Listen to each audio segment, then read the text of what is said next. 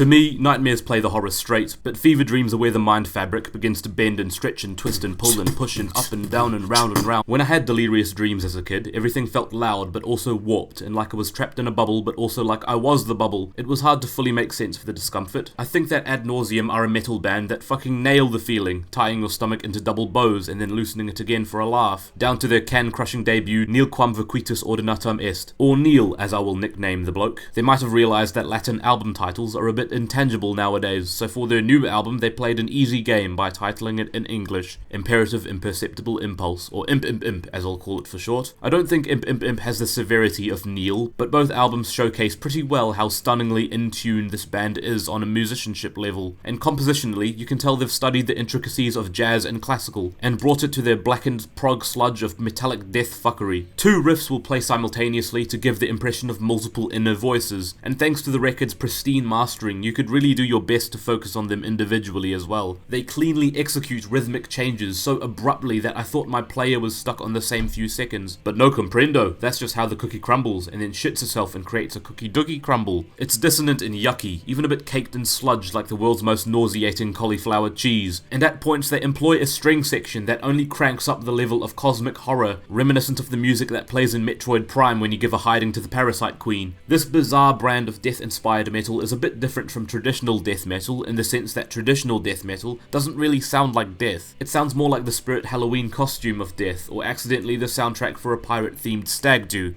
I'm sorry to have to put down the OG architects, and there's room for mental funeral and scream bloody gore in the world, but death over in that corner seems like a wardrobe outfit, whereas in Imp is the general feeling. Death in this music only seems that much more convincing because my expectations for how the music should sound are properly shambled every single minute, where Ad Nauseam cry havoc and let slip the dogs of war, because I think the sense of death or near death is defined by the human soul's sudden touch of a sensation that it is by no means familiar with, and for this Ad Nauseam prove themselves to be more than just a replacement Gorguts, because simply put, they are just a bloody good band. There's more breathing room on Imp, which means that maybe Ad Nauseam considered their manners to hammer you with cacophonic hell and then offer you a bit of a meal break before shaking you all up again. Unfortunately, my self-important personal issue with the album comes when that complexity withers away in lieu of a more straightforward, slow, even loungy ending to human interface to no god, almost as if the album gives up on forcing you to keep up with its pace. When it stops doing that, you feel a little bit cheated out of an experience. Not that after the Killer Storm you get this ashy wasteland, instead it feels like the solemn, jazzy end to a Hey Arnold episode. The phenomenal opening trio is so structurally sound. I mean, track 1 and 2 even feel like an A and B side, but that just might be the setup because the rest of the album, minus the ending, isn't as narratively taut. It just kinda does whatever the hell it feels like at that point and risks running the initially exciting buzz out of fuel, which is a little bit disappointing for a band that very obviously aren't King Gizzard, but in fairness they are called Ad Nauseam. But who am I to tell accomplished musicians how to apply their technical skill? I would rather celebrate a band like this for simply existing. This band gives you head spins that could only otherwise be achieved by having a fever,